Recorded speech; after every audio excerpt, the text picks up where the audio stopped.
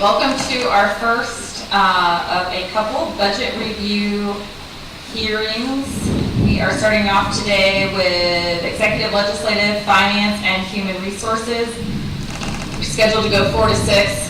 History would show we're not going to make it to 6, but we'll take all the time we need. So I'll turn it over to our City Manager, Mike Staffel. Thank you, Mayor and Council members. So tonight is going to be the first of several budget workshops with City Council. The premise of tonight and the subsequent meetings that we'll have is that each of the departments will give you some high-level overview of their work program for the upcoming year and any substantive changes that they have in their budget, which may be either due to individual factors or factors that relate back to their business plan itself. A little bit of housekeeping before we start. With the budget showcase that we did last week, which was the very high-level financial overview for the city as a whole, there was a PowerPoint slide that was presented. The intent is that that PowerPoint actually fill in the tab of financial conditions report on your budget document. Budget Manager Soto did put that to the website today, and I believe sent out an email to all of you. So if you'd like, you can feel free to print it out. I did it as 6 slides per sheet, and it comes out in just a few pages. You can 3-hole punch it and throw it in the document. And if you need to use a 3-hole punch, we have that here at City Hall as well. The second thing I wanted to touch on is with regards to the structure of the budget itself. I wanted to reiterate to you that the budget document from our perspective is still in a state of flux. It's changing. First of all, budgets shouldn't be stale where it looks exactly the same year after year after year. There should always be change to reflect what information the council wants to see. One of the big things that I wanted to reiterate that was brought up last Friday is that prior to the start of this year's budget season, we internally created our own list of priorities, goals, and initiatives, and they are included within the executive and legislative section of the budget document.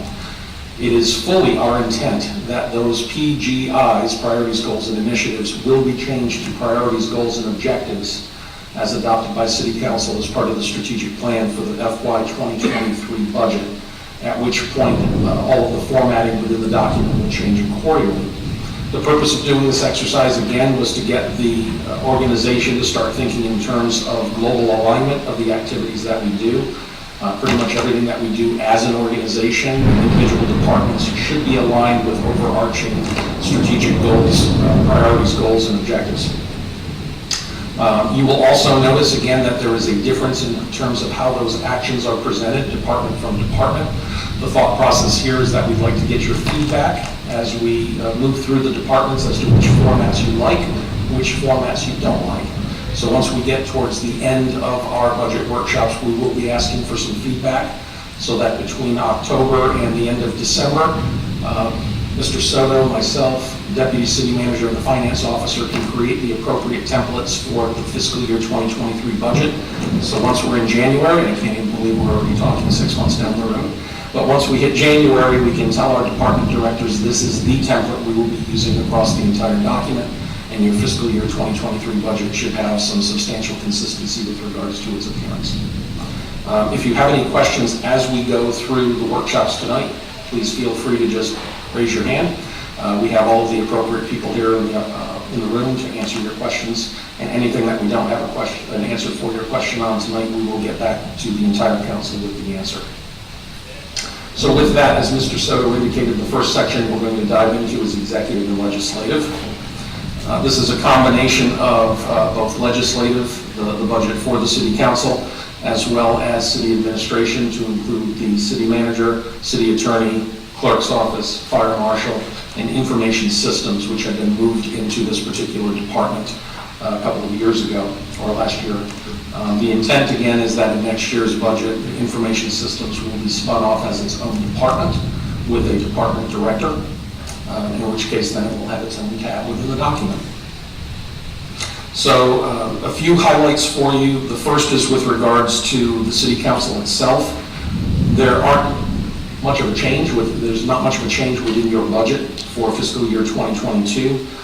One item of note is that we did increase the contributions for Dial-A-Ride. That number had remained static for a number of years.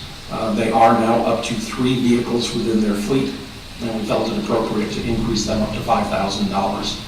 We still have all of the appropriate travel and training in there for the council to accommodate your participation in Florida League of Cities or other types of events that may be held around the state. With regards to the city manager, there's not much change in there, except you'll see the PGIs on page 1 and 2. And again, those will change in future years. There, again, is no change to the city attorney budget as well. It's still showing the 2 positions as you embark on your process of filling the city attorney position itself. Yes.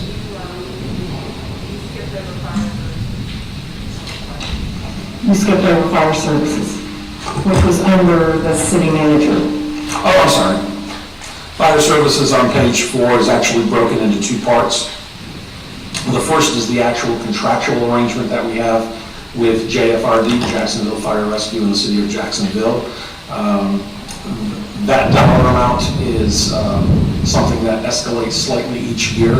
There is both the payment for services as well as the payment for pension obligation. We are in year 2 of our payments. Once we get through FY22, we will have 7 years left to pay off our obligations for the fire pension. Our pension obligation will go to 0 at that point in time. The other portion is fire marshal, which we will get to in just a second. Mike, before everyone, you mentioned we up to $5,000 for Beaches Dial Ride. That's correct. In future budgets, I'd like to have it discussed among council of the city possibly providing grants, competitive grants to some of our local human service nonprofit organizations. That's something that the council wishes to do, we can certainly do. Not in this budget. Right, future budgets. Will future budgets reflect the unfunded pension liability, do you think, as we move forward? Yeah, we can put a notation to that. In terms of the countdown of the number of years remaining, Yes. we can certainly do that.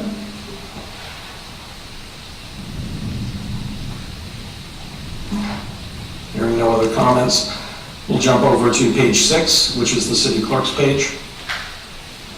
Again, the budget for the most part doesn't change all that much, but with regards to the business plan, you'll notice in the goals for the upcoming year, there are a few things that we are looking forward to.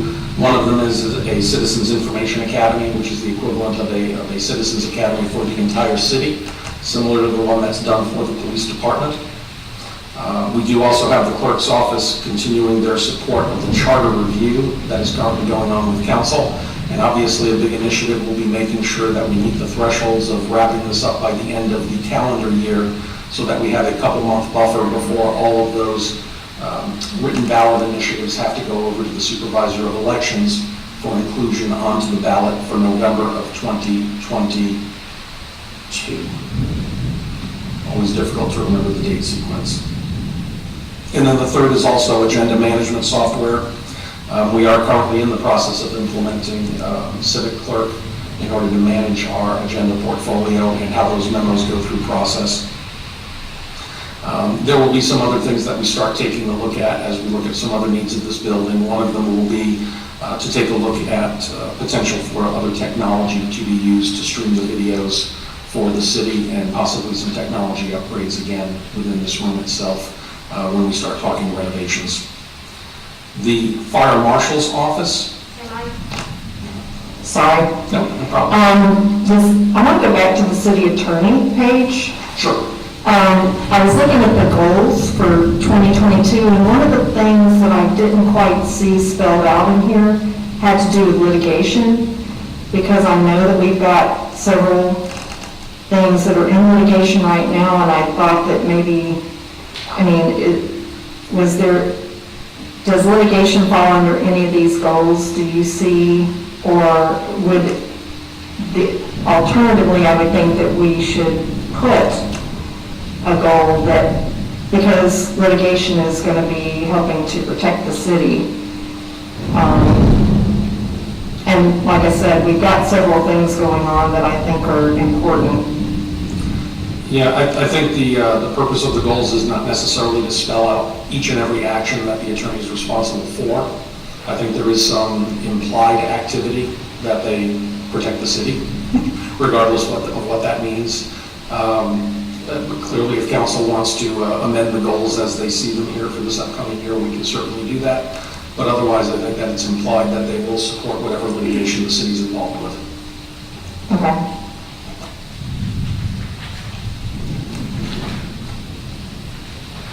Over on the fire marshal's office, one of the big changes for this year's budget was the change in funding and the philosophy for how the deputy fire marshal position is handled. The original thought was to have a fire marshal and one deputy fire marshal to support anything to do with fire inspections, plan reviews, or any other services that that office provides. Mr. Shadow has found it very advantageous to actually have multiple part-time employees fill that role. It turns out that it's not necessarily one FTE with benefits necessary to fulfill the role, but he has 3 part-time employees that work less than 40 hours per week and is still able to achieve the mission of the fire marshal's office. So this year, one of the changes that we made was to specifically budget for those 3 part-time positions. They are currently all filled as we speak. And Mr. Shadow was able to provide the services out of his office at pretty much 100% of what's needed for the fire marshal in my speech. So one of the things that he was doing, and I didn't see here, was the safety seats for children. Is he still doing those inspections? He's still doing that. I actually caught him doing one in front of City Hall yesterday, asking if he needed any help, and he said, nope, I got it. So we are still doing them on an as-needed basis. Okay. And then in the conducting inspections, I guess that includes vacation rentals too? That's correct. Okay. Yep. And then as far as the deputy fire marshals, could you say again what they're doing?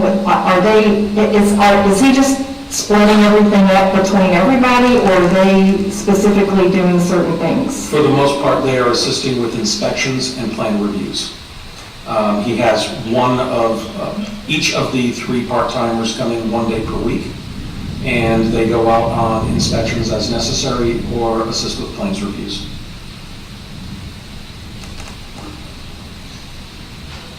Mike, I skipped ahead to the running part. So going from 1 part-time to 3 part-time, the difference is an additional 66,000? We went from 1 unfunded full-time position to 3 funded part-time positions. So yeah, Right. that 66,000, 64,600 is attributable to those 3 part-timers. Okay, we said we'd be saving money from the benefits and such, but that they don't have it for full-time. Okay, thank you. I'll go back.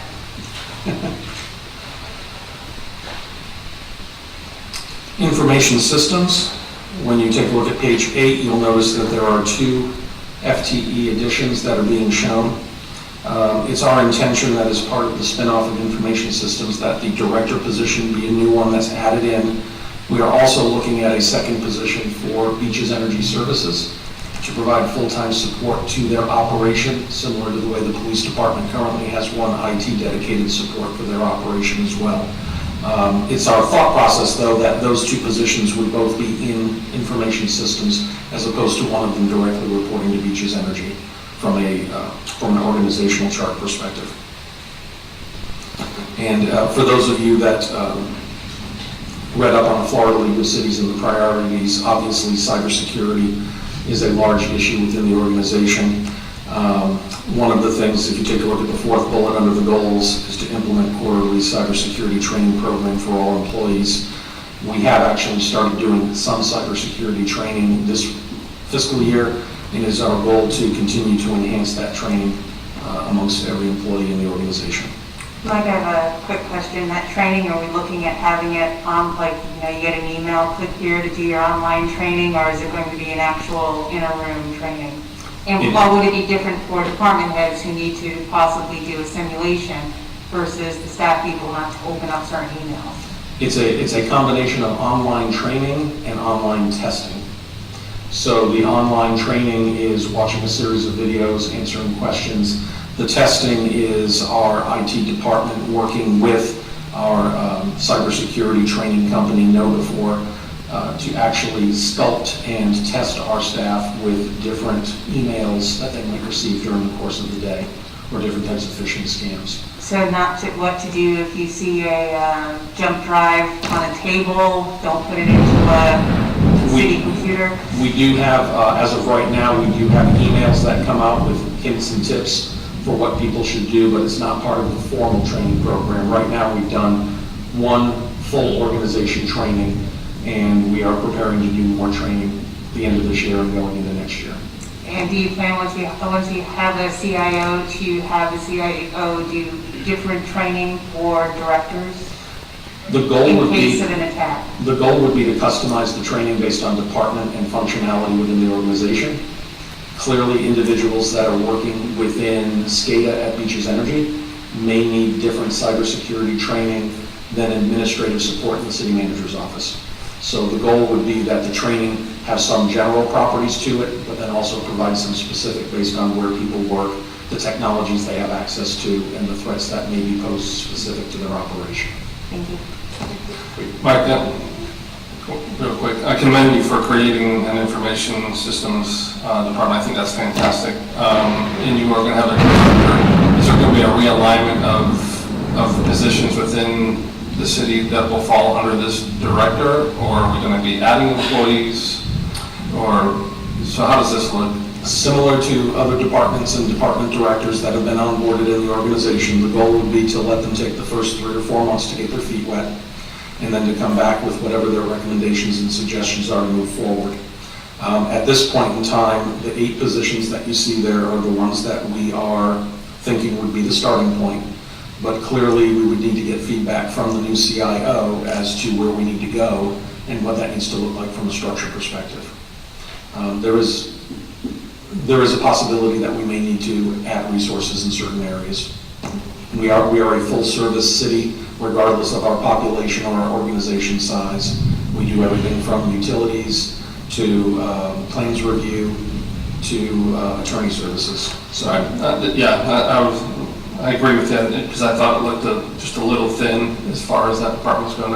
I could see a need for additional personnel. Yep. And with the police IT fall under Yes. this as well? Okay. Yes. I believe Know4 is what the company I work for uses, and if it's the same one, they do a really, really good job with the online training and the testing.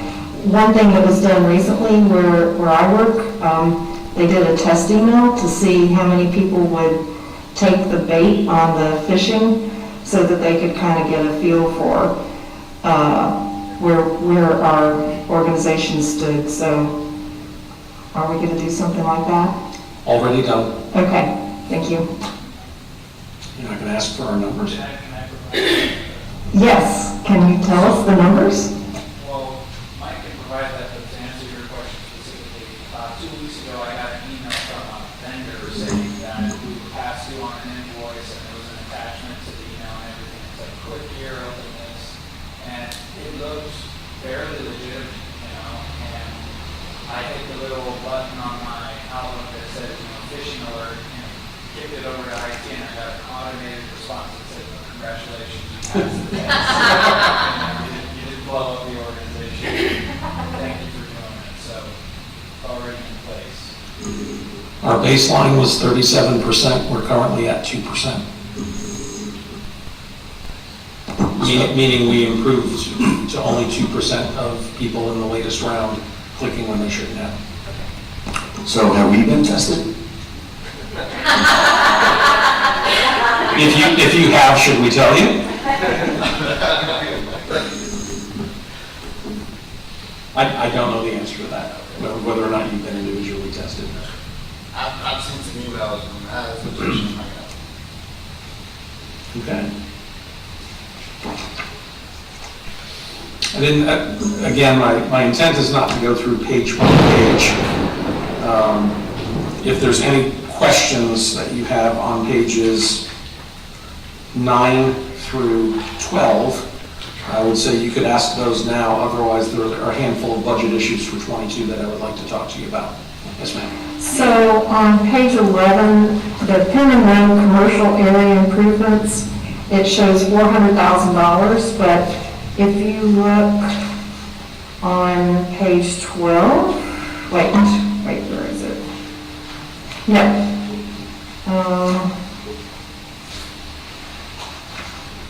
Where was it? I found that it was, page 75 in the CIP has $300,000 budgeted for Penman Road. Sorry. Page 75. There's 400,000 listed there on page 79. Total. For FY22.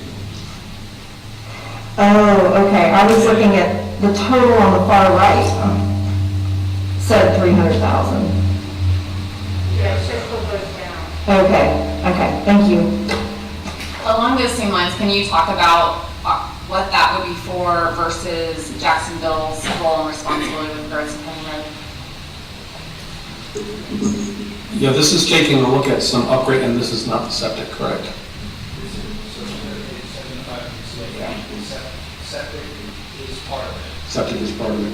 So this is doing septic improvements on the Penman corridor, as well as trying to do some infrastructure improvement along just the commercial district at the north end of Penman in a very specific area, where right now there are wide open curb cuts, and they create traffic pattern problems and traffic pedestrian problems within that area. So it's trying to rectify some of those. The big thing is whether or not Jacksonville would put any money towards it, and obviously with the complete reconstruction of Penman Road, there's a question as to how much we should do on the actual non-sewer side of the project, and potentially have the rest of the improvements be made by the city of Jacksonville moving forward. And I think that now in their budget for this year, they've actually moved all of that money into their 5-year CIP. So they actually do have it funded to be completed within the next 5 years. So we've previously budgeted for a study for Penman Road, but we have not done that yet, correct? I think we budgeted $200,000 a few years ago. I don't think we've done any Before your time. before my time. We're looking at actually, because she has the institutional knowledge. I'll get back to you on Okay. this. I know it was budgeted, I remember what you were remembering, but I'm not sure where we are with that. Okay, and it was just a study, it wasn't Correct. covering any construction or actual infrastructure. But I don't think we did anything with it, because we got Jacksonville on it, so. Well, there was a study that was done in 2007. No, more recently than that, Okay. within the past couple of years.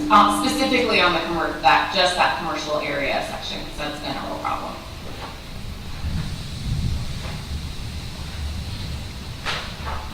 If there's no other questions on the numbers part, I'll jump over. I had a question, Mike. Would you go back through the first little bit you talked about on the increase to the city council budget? It was raining really hard and I'm like nearest the window, so I got here as the 5,000 for Beach's Dial Ride, but there was something else that you mentioned. It was 5,000, an increase to the $5,000 mark for Beach's Dial Ride.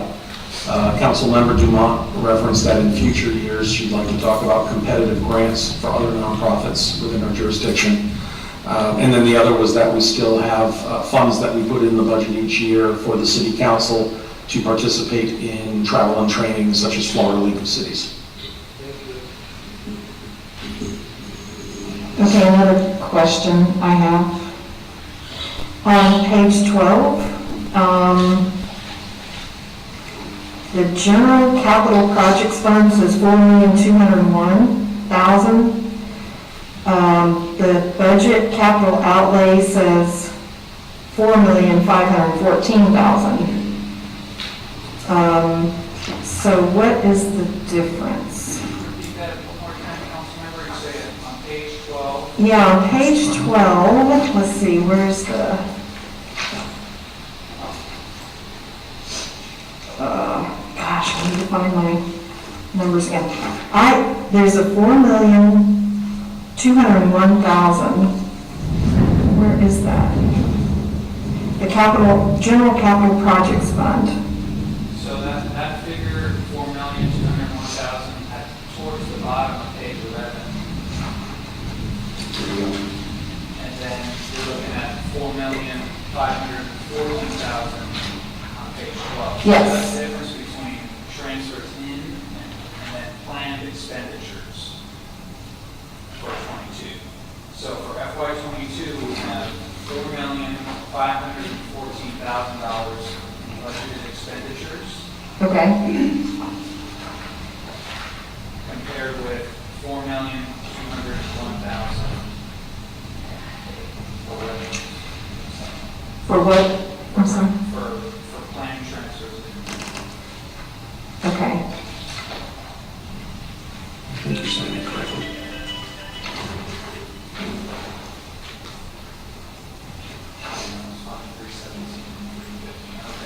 Forgive the error. Really what you're seeing there is so you're looking at two different funds there. The half-cent infrastructure sales surtax fund and then the general capital projects fund.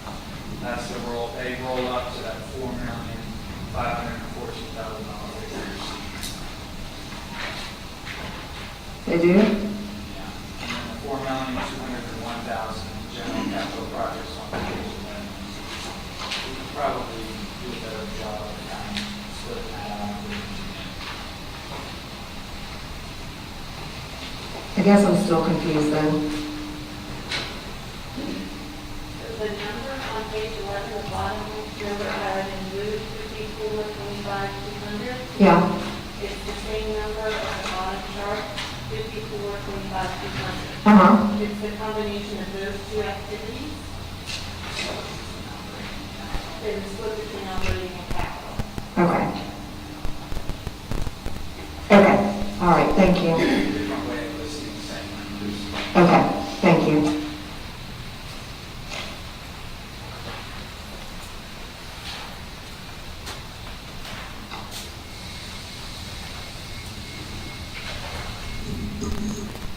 We ready for page 13?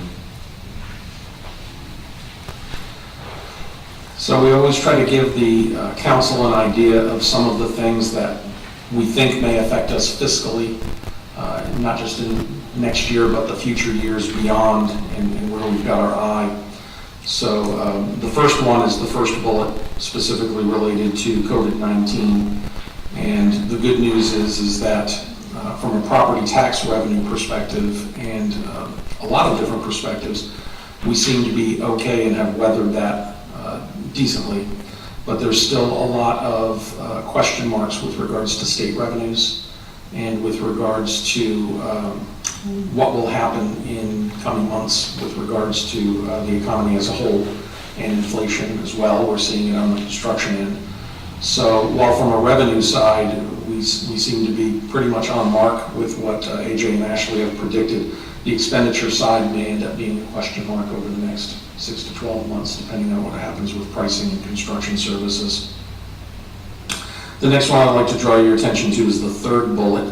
Hey, Mike, Yes. I'm sorry, No, go ahead. but on that bullet, it said that in preparation of the fiscal year 2021 budget, so should that be 2022 budget, or are we referring back to the 2021 budget? Referring back to 21. Okay, Referring back to 21. okay, thank you. Yeah, this has been a multi-year issue because we're now in year 2 of our pandemic.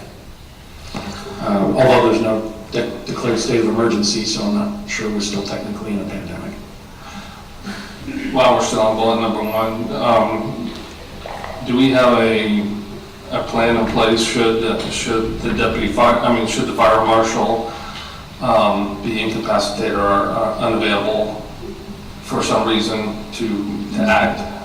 The extended leave or something like that? The good part about those 3 part-time employees is that they all work for Jacksonville Fire Rescue Department, which means they work 1 day on and 2 days off. So if they needed to pick up additional time here at the city of Jacks Beach, they can, which is good. Right now, they're content with working 1 day a week. But the reality is that more bodies makes it more tenable for our fire marshal to take time off for training, vacation, sick leave, etc., which was another reason why having multiple bodies seems to be working a little bit better for them than just the one deputy. Thank you. Yes, sir. The deputy fire marshals, are there engineers, firefighters, the lieutenant captains, chiefs? Ironically, all three of them were previous captains with the Jacks Beach Fire Department. So they're all highly knowledgeable of our community and what needs to be done. The third bullet, and I'd like to bring your attention to that, where we talk about costs associated with federal and state water resources, environmental oversight. You may recall during the budget kickoff last Friday, we talked about Senate Bill 64, which requires the elimination of surface water discharges over the next 10 years. We will know more in coming months. It was very good that we had our Public Works Director attend a recent permitting conference down in South Florida. He was able to sit down and speak with DEP representatives who are the ones charged with enforcing the new law as it's been passed by the legislature here in the state. So at the end of the day, you know, we will need to spend something. We don't know what it is we will need to spend, and we don't know what it will look like yet. But clearly, it could be, worst case scenario would be substantial millions of dollars if we have to go to something like reverse osmosis to eliminate our surface water discharges. The next one I wanted to bring to your attention is at the top of page 14. This is with regards to the half-cent local discretionary sales tax here in Duval County. Right now, the city of Jacks Beach uses the revenues from that, which exceeds $1 million a year, for infrastructure improvements within our community. That revenue stream will be going away in 2030. So there is still some time between now and then, but that's something we will need to determine how that's going to impact the community and what adjustments we need to make to accommodate accordingly. Last but not least is the final bullet that you see on page 14 with regards to the strategic plan. There are a lot of priorities, goals, and objectives that have been identified, and one of the processes now is talking about how those get operationalized. It is unknown what the fiscal impacts of operationalization might look like. I think I said that correctly. So the best example I can give you is once we have an idea of what an urban trail costs throughout the city of Jacks Beach, and when we talk trail, we're talking 25 miles worth, we may end up with a price tag that's in the millions of dollars. And does council want to potentially borrow and try to do it all in a short time frame, or do you want to do it over an extended time frame and pay as you go? Those are the types of conversations we may have on some of the issues of the strategic plan as we start fleshing out what they look like going forward. Mike, you And know, I- it's the first strategic plan? I can't say it's the first strategic plan because we found a document in-house that says strategic plan and it's dated 1994. So the first comprehensive strategic plan. That may be a better way to say it, the first comprehensive strategic plan. Spiral down. Spiral down. That's it, but not a typewriter. No. Can we go back to the House Senate local discretionary sales tax, surtax levy, for the benefit of our new council members? When the city of Jacksonville decided to sunset this tax so that the money could go towards paying off the pension debt that they have in Jacksonville,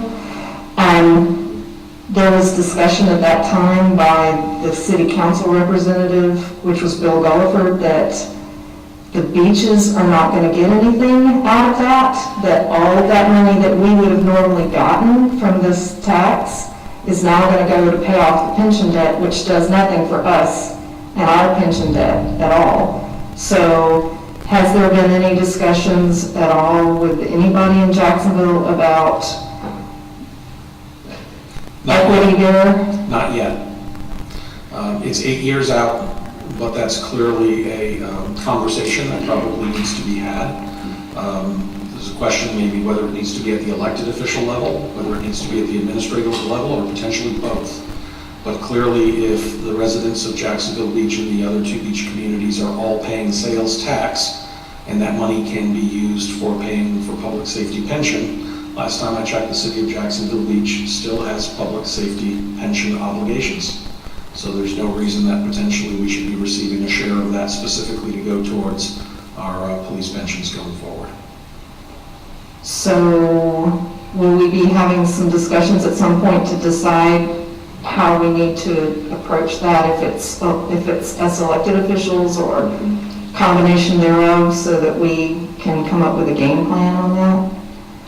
Yep, I'll turn it over to the mayor. I would say yes, but further down the road and potentially with the next mayoral administration is what my suggestion would be. Okay, thank you. I just want to put it out there though, because I don't want us to not do anything about it. Someone said like a Google alert for 6 years or so. Do you know when it sunsets, the date? Is it 2030, is that right? 2030 is the year, I don't have the exact date that it sunsets. It says December 23rd. Oh, there you It go. says December 2030 in our book. If I recall, that's unless they pay off the Jacksonville claim first. Correct. And that's always up in the air, so we have to keep an eye on. And I know AJ's got an eye on their Better Jacksonville pay down.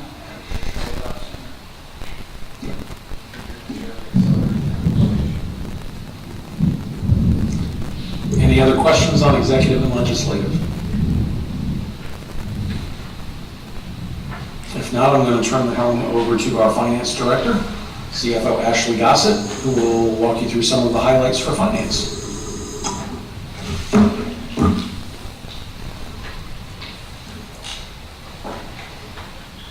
Okay, I'll start with our first page in finance. We're kind of midway through the book.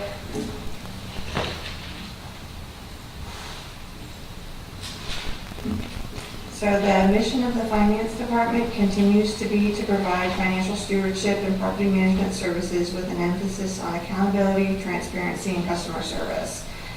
We have the 4 divisions that make up the entire finance department as shown on page 1. And then I'll flip over to page 2. And I just wanted to touch on just a couple recent accomplishments.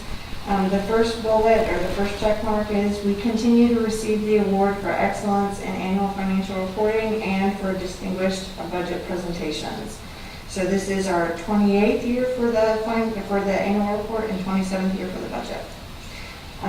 Also, we are hired the independent consultant for the ERP. I'll talk a little bit more about that later, but we finished the initial assessment and are now rolling into an implementation plan.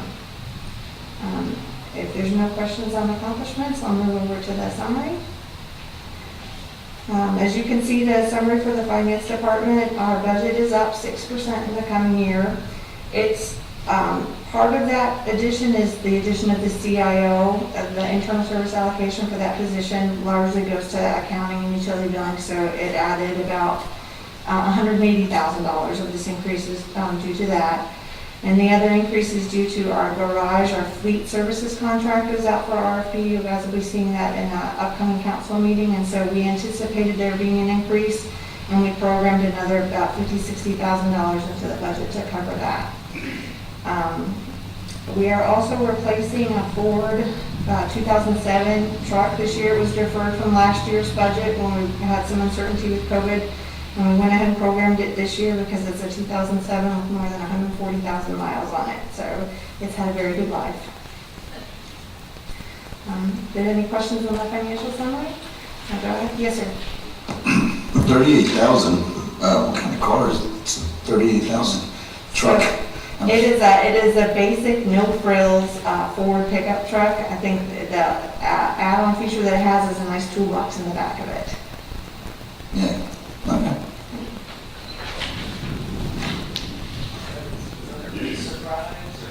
No. No, I'm car shopping and. Yes.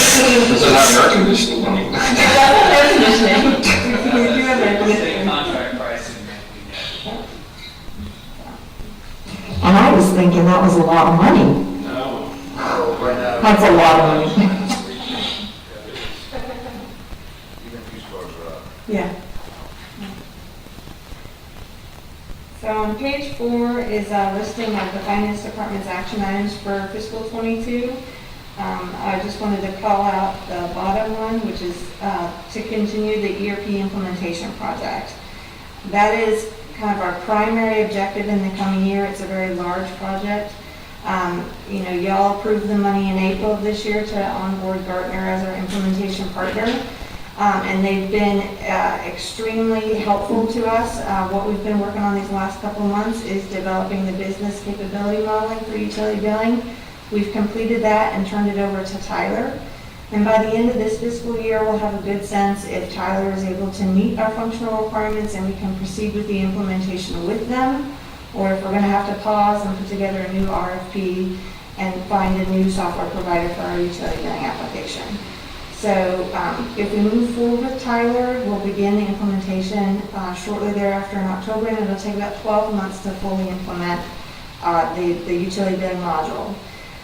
In order to support that implementation project, I'm going to go ahead and skip forward, if you guys don't mind, to page 8. You'll see in our personnel schedule on page 8, we've made a couple staffing adjustments as a result of the ERP implementation. The first adjustment is with the customer account specialist in utility billing.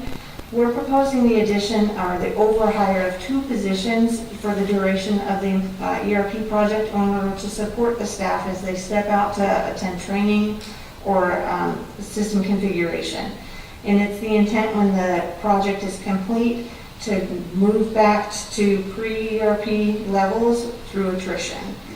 And then we've also converted the associate business analyst from an in-house position to be a contractor that is more technically focused on system administration, so our project manager can fully be a project manager. Would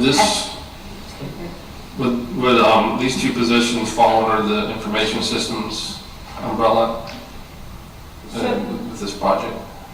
So as it stands right now, the business analyst is within the finance department, and the IT administration position will stay with finance because it is specified to just the Munis applications.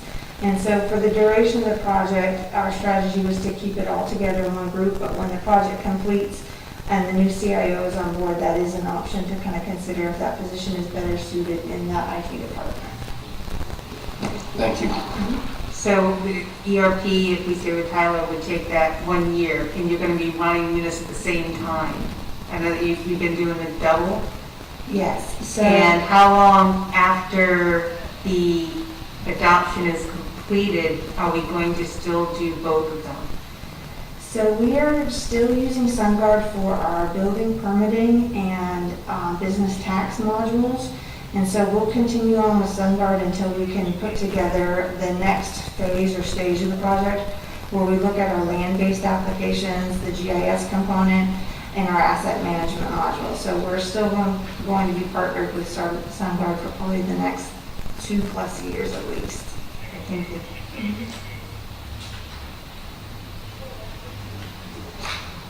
So then I'm going to just backtrack on the pages that I skipped over. If there's any questions on the key performance indicators on page 5 or 6.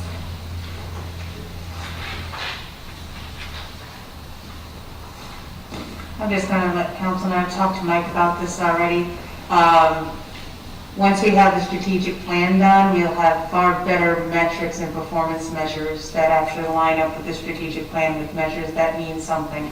And I kept telling myself that as I went through all the other departments. Yeah. So I won't keep bringing that up.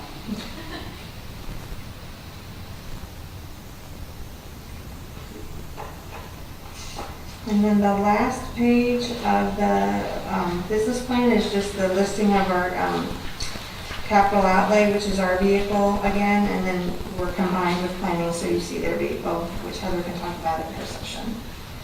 And that's all I have for the finance department. Is there any questions? Question, How much are we losing on Sprint terminating its lease on the telecommunications tower? It's So. kind of hard to tell. Is it like 20,000-ish? So the Sprint annual revenue was about $65,000 a year. And so that agreement will terminate in December of 2021. We do not have any providers coming forward to add on to the tower. Has there been any interest? Or is that becoming kind of antiquated with the 5G and all that kind of stuff? So what we've seen trend with our monopoles, when we originally built the monopole, we had 7 different carriers on there, and they kept merging, and so right now we have 4 cell phone carriers, and now we're going to go down to 3. We've been fortunate to add St. Johns County as a tenant on the monopole, but we are kind of seeing a trend toward consolidation. We have the Navy with water tower too, correct? Yeah, we added the Navy to our antenna actually at the O&M yard, and we do have Verizon on our water tower. Okay, thank you.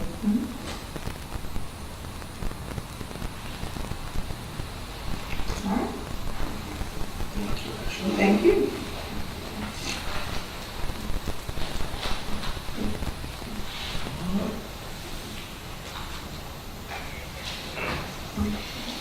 Good afternoon. So for mine, it's a little different. We don't have a whole lot of changes in our budget. It's pretty much staying stable, no massive changes. If you look at page 4, you'll see that it's pretty much static. We're not anticipating on pages 5, 6, and 7 any massive increases in any of our insurance, property, liability, auto, crime. Though we won't know for sure until the next few months when we start getting our renewals in, so this might be a discussion that we'll have to revisit in the next couple of months. But so far, no one's indicated that we're going to be seeing any kind of huge increase. So with that, what I thought I would focus on for this would be talking about some of the initiatives we're going to be doing in HR, where we're going to be utilizing those dollars. But before I start that, does anyone have any questions on the actual budget numbers? All right, so a lot of the stuff we're going to be putting our focus on this year is our strategic priority of attracting and retaining qualified and highly motivated workforce. We want the right people at the right time that have the right fit with us. So one of the first things we're going to be looking at is revamping our onboarding process. We want to make it less about filling out the paperwork and more about having the employee fit into our culture, making them feel welcome from day one. To accomplish this, we're looking at getting some kind of onboarding software that's going to eliminate the need to do that paperwork on the first day. We're also looking at establishing a mentor program so that all the new hires are going to have the access they need and the information they need in order to start on day one also. We're also currently, right now, we just started this. We're in the process of implementing a new hire check-in where we check in with those new hires about 4 times in the first 3 months. It's a common knowledge that 90% of employees decide whether they want to stay with an organization within their first 6 months of employment. So onboarding plays a huge part in this, as does empowerment. So we're also going to be working on empowerment. That's enabling our employees through training and development. It is our goal to provide more development opportunities for all employees, like webinars, seminars, training classes. So as part of that initiative, we're also going to be looking at getting a learning management software. We're hoping that this system is going to allow us to better track training certificates, but it's also going to give us a robust library of trainings that they can take. Another core value that we're looking at is communication. To us, our community is our employees. We want that open and honest dialogue. So as part of this dialogue, we just actually sent out a benefit survey in order to better understand what types of benefits our employees want to see and ways that we can improve the ones that we currently have.